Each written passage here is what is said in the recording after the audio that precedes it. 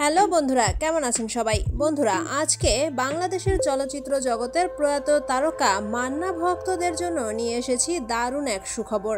বন্ধুরা, সম্প্রতি অনেকেই হয়তো জানেন যে এমন একজনের ভিডিও ভাইরাল হয়েছে সামাজিক যোগাযোগ মাধ্যমে, যাকে দেখতে অনেকটাই মান্নার মতো। তার চেহারা, কণ্ঠ এবং তার ভিডিও সবকিছুই মান্না ভক্তদের এতটাই আকর্ষিত করেছে যে তারা সবাই চাইছে এই নতুন মান্না সিনেমা জগতে আসুক।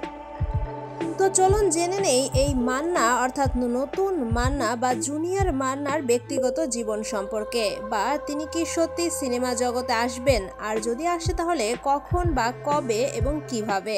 তো চলুন শুরু করা যাক। 1990 সালে ব্রাহ্মণবাড়িয়ার সরাইল উপজেলায় জন্মগ্রহণ করা এই জুনিয়র মান্নার আসল নাম হচ্ছে আসাদ মান্না, যিনি বর্তমানে ফ্রান্স এবং প্যারিসেই বসবাস করছেন।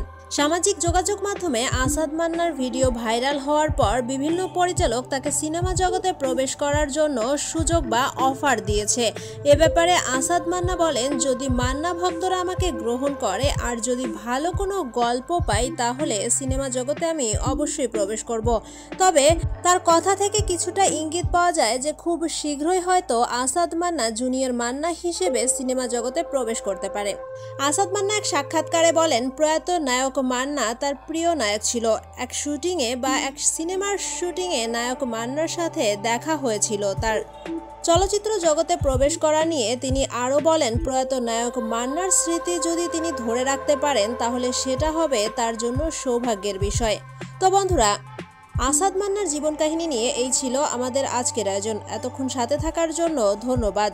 আসাদ মান্নার সিনেমা জগতে প্রবেশ করা নিয়ে আপনাদের কি মতামত জানিয়ে দিবেন কমেন্ট বক্সে। আর ভিডিওটি ভালো লাগলে অবশ্যই একটা লাইক দিবেন।